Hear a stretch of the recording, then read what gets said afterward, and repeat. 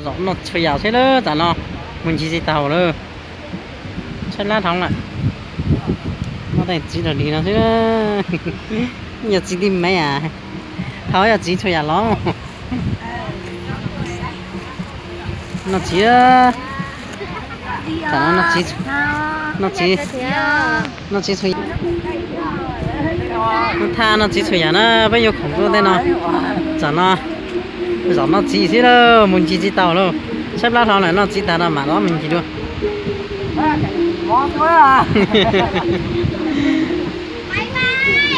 là nó chỉ muốn nhớ là nó cho chị đợi đi nó xíu bé à nó nhớ theo chị phải gì chứ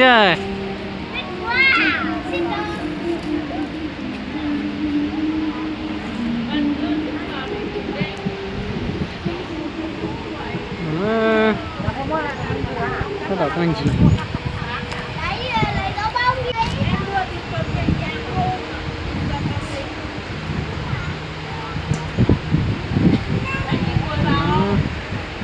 cái này mà nhấp vào cái nó sẽ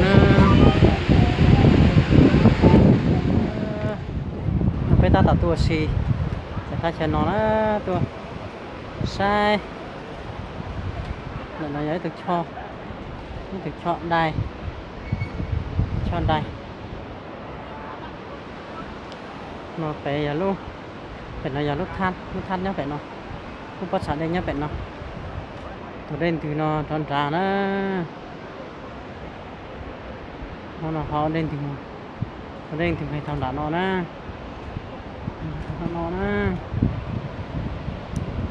chỉ muốn đá chỉ dùng câu này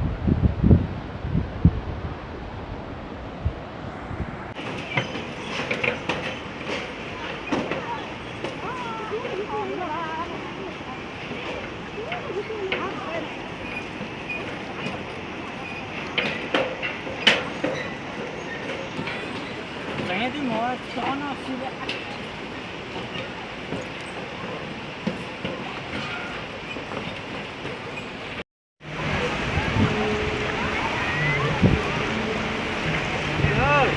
cho thế đó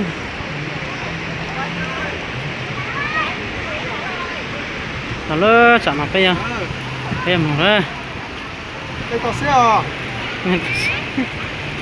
một đó thở với một đó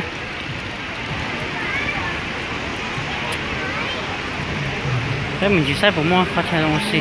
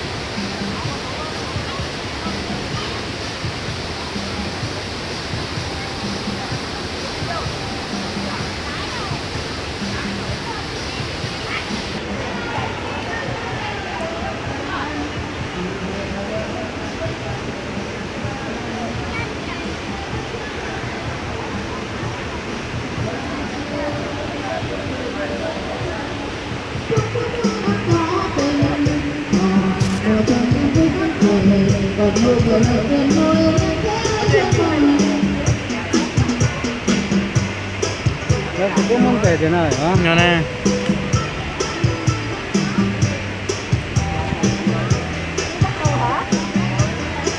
hả lỡ phải cho hắn một bé xe cũng mới nhà đã chịu sao nè một xe chép cổ đây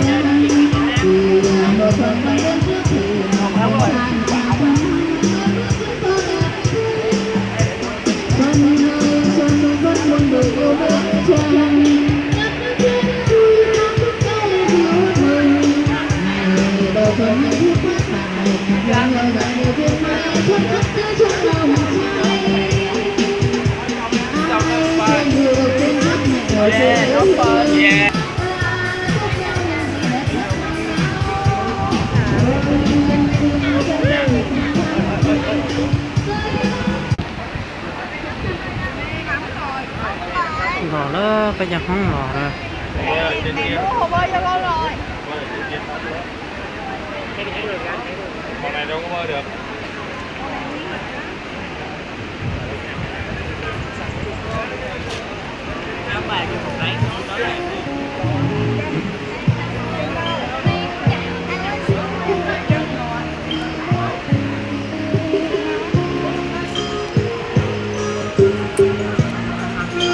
Đây một nữa.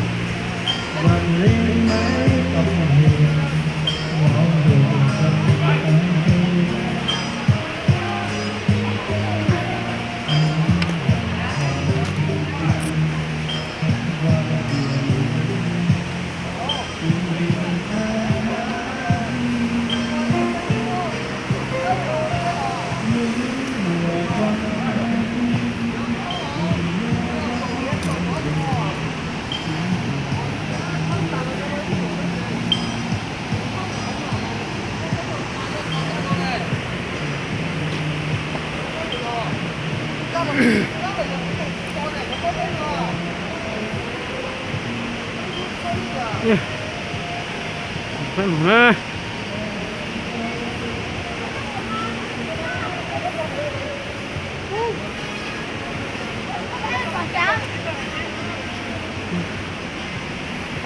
Ồ, bên thái đu rồi. Nó nhớ thì của thái cha luôn nè. Nó xa. Ô, giống có cờ này đâu.